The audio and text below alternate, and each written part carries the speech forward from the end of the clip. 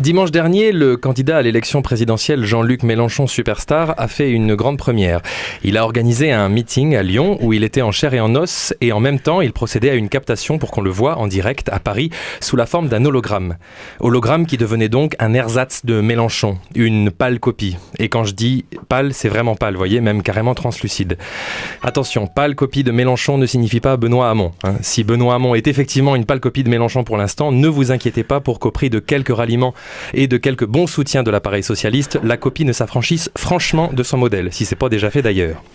Bref, ce procédé présentait donc deux aspects intéressants. L'aspect fictif, je parle pas d'emploi, je parle juste de l'aspect. La fiction sous la forme de l'hologramme, Jean-Luc H, le faisceau fantomatique virtuel. Et l'aspect réel, la réalité, Jean-Luc M, le modèle en chair et en os pour faire exister le double. Si Jean-Luc M à Lyon partait du champ de captation, Jean-Luc H à Paris disparaissait aussitôt. En d'autres termes, point de fiction sans réalité. Tout comme les petits existent parce qu'il y a des grands et inversement, tout comme les gros existent et parce qu'il y a des maigres et inversement, la fiction ne peut exister sans réalité. Parfois, on dit que la réalité dépasse la fiction. C'est ce qui s'est passé il y a quelques jours lorsque les créateurs de la série South Park ont décidé de ne plus s'attaquer à la figure de Donald Trump parce que pour eux, disent-ils, la satire est devenue réalité. Ils ont déclaré avoir essayé de se moquer de ce qui se passe aujourd'hui à la Maison-Blanche, mais ce qui se passe étant plus drôle, entre guillemets, que tout ce qu'ils auraient pu imaginer, ils n'ont pas pu rivaliser et ont décidé d'arrêter. Bizarrement, une bonne fiction se doit d'être vraisemblable, comme si c'était possible, comme si ça pouvait arriver dans la vie en sachant pertinemment que ça n'arrive jamais. Une bonne fiction, c'est quand on croit à l'histoire, qu'elle est plausible, et quand elle ne l'est pas, eh bien on juge le scénario farfelu, tiré par les cheveux ou simplement mauvais. Bref, ça nous paraît invraisemblable et on n'y croit pas.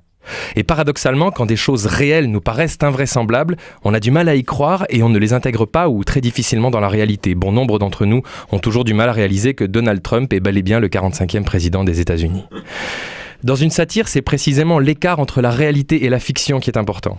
Si cet écart est trop grand, si le sujet est assez peu critiquable, alors la caricature n'a pas de sens. On s'est rarement foutu de la gueule de Gandhi ou de Martin Luther King. Et pour cause. Si cet écart est trop faible, voire inexistant, et si le sujet est tellement critiquable qu'il en devient invraisemblable, alors la caricature disparaît d'elle-même.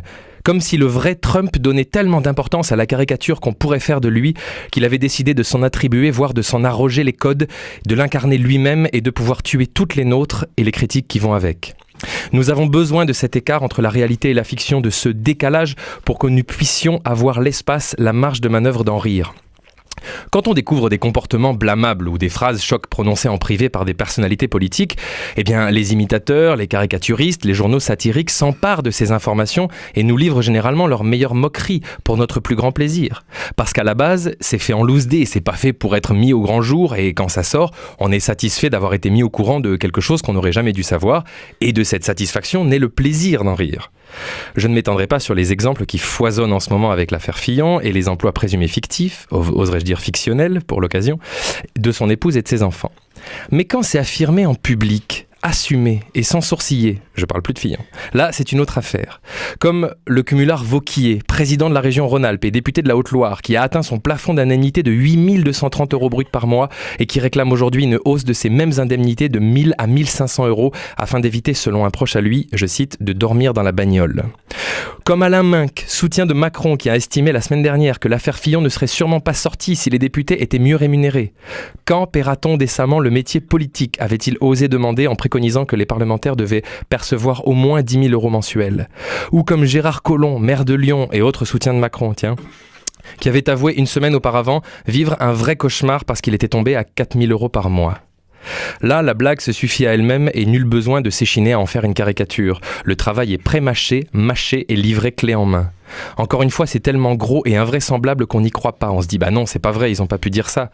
On chercherait volontiers la main qui tient la marionnette, mais non, ce sont bien eux qui prononcent ces phrases avec assurance et sang-froid. Mais le temps de réaction est trop long et le rire n'est plus le même, il devient gênant. Quand les caricaturistes se dessinent eux-mêmes, généralement le dessin est mauvais. Et c'est risible parce que le dessin est mauvais, pas parce que le dessin est drôle. Ça me fait penser à ces faux déménageurs de piano qui, il y a une vingtaine d'années, étaient entrés dans le hall d'un immeuble londonien en vue de dérober le magnifique Steinway qui trônait dans le hall. Ils avaient prétendu devoir le récupérer pour le réviser et hop, en 2-2, de la manière la plus assumée possible et avec un aplomb extraordinaire, ils ont volé un instrument d'une demi-tonne et d'une valeur d'environ 100 000 euros.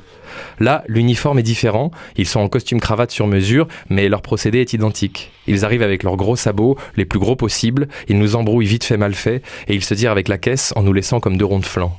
Non contents de nous voler notre argent, ces gens-là nous volent aussi le pouvoir de nous moquer d'eux.